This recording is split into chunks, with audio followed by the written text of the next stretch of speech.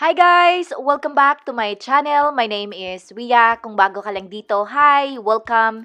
In this video ay magluluto tayo ng isa na namang masarap na pagkaing Pinoy. Ito ay ang ginataang baboy. Madali lang itong lutuin at simple ang mga sangkap. Kaya mag-umpisa na tayo sa kung ano yung mga kailangan natin and then kung paano ito lutuin. So first off, gumamit ako dito or gagamit tayo ng pork belly.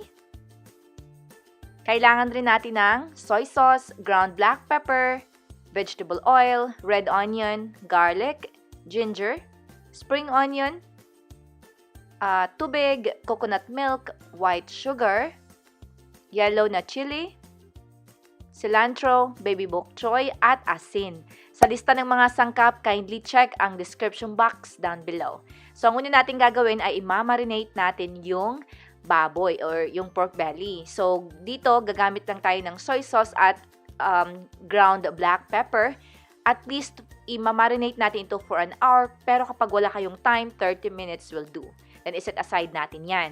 So, after ng mga like 1 hour, ready na yung pork mismo, kukuha tayo ng pot or malaking pan, lagyan ng vegetable oil on medium heat.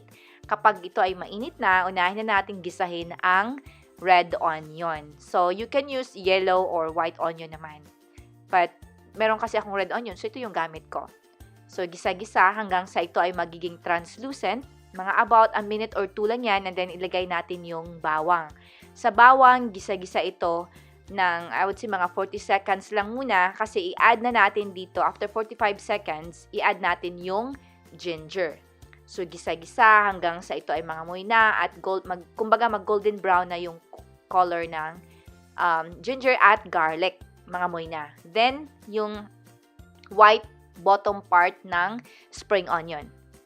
Then, after ng mga a minute, after ma-add yung spring onion, i-add na natin dito yung na-marinate natin na pork belly. So, yun na nga yung sa akin 1 hour kong minarinate.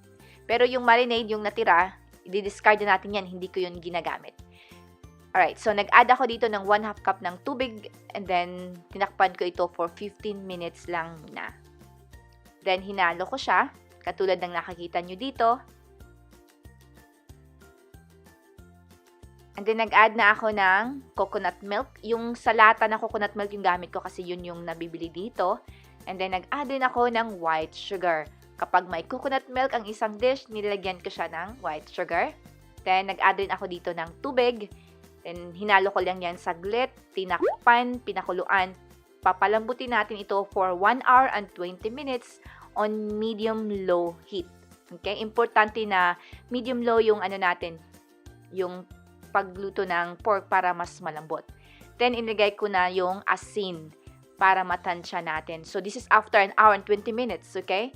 Hindi ko ina-add yung asin sa simula kasi magtatafen yung pork. So, mas matagal. Yan. So, tinikman ko ito, in-adjust ko yung lasa. Pero, sa inyo naman, meron akong guideline sa description box below. So, dito, chinecheck ko kung pork tender na ba. Hindi pa. So, nag-add ako ng additional 20 minutes hanggang sa talagang malambot na yung karne.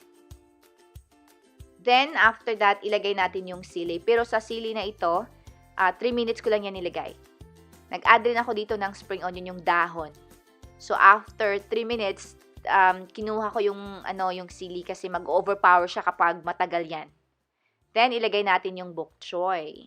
So, sa bok choy, along with cilantro, niluto ko ito ng 5 to 8 minutes. Yan. And this is what it looks like after ng 8 minutes. Tapos, hinalo ko yan, tinikman ko na naman, kasi yun naman sa cooking titikman nyo and adjust according to your desired taste. Yan. So, kapag pork tender na, malambot na, it's ready to serve. Hi guys! So, ngayon ay titikman na natin yung ginataan. Kakatapos ko lang magluto ng ginataang baboy. So, titikman natin ngayon. Niluto ko to ng siguro mga like an hour and 45 minutes yung mga ganun. Kasi gusto ko talagang malambot yung karne. Ang sarap. So good.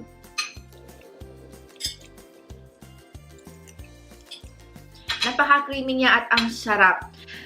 At sa karne, yun na nga, sa karne malambot. Alam mo yung sakto lang yung lasa ng coconut milk, tapos yung white sugar at coconut milk talaga, ibang lasa yung binibigay. Partner talaga yan para sa akin. Kapag may coconut milk akong recipe, nilagyan ko talaga ng white sugar. Magandang combination yon. Yung asin, naglagay lang ako sa itong recipe na ito, 1 teaspoon lang ng asin at enough na yon. Masarap na. At itong green chili na ito, ay wala pala dito.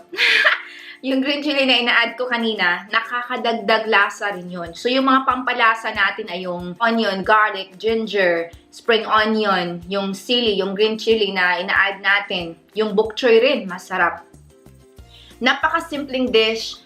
Simple yung mga sangkap, hindi tayo nag-add ng any pampalasa. Yun lang, kumbaga natural. Alright guys, that's all for today's video. Thank you so much for watching, and as always, take care.